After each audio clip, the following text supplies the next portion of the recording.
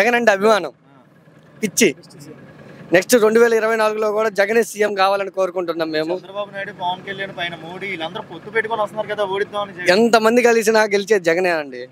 BJP పొత్తు కూడా ఉంది. ఎవరైనా సరే బీజేపీ అయిన తర్వాత 2024లో జగన్ గెలిచాక జగన్ దగ్గరికి రావాల్సి వస్తుంది బీజేపీ, అంతే.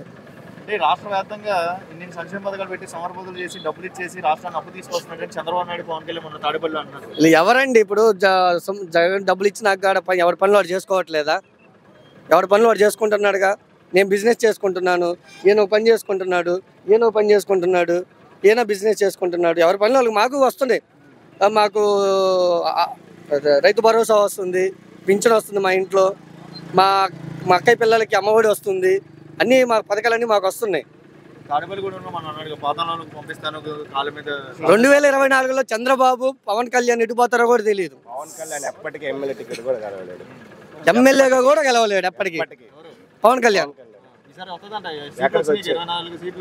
24 సీట్లలో 2012లో పార్టీ పెట్టారు. ఎవరు? జగన్ పెట్టారు, పవన్ కళ్యాణ్ పెట్టాడు. మనకి ఇప్పుడు వైసీపీకి 151 సీట్ వచ్చింది మొన్న 2019లో. పవన్ కళ్యాణ్ ఎన్ని వచ్చినాయి? ఒక్కటి గెలిచినా కానీ అది కూడా నిలుచుకోలేకపోయాడు. ఆయన కూడా మా వైసీపీకే వచ్చేసాడు. ఆయన ఎటుపోతాడో కూడా తెలియదు పవన్ కళ్యాణ్. వైసీపీ వస్తుంది, వైసీపీ జెండా.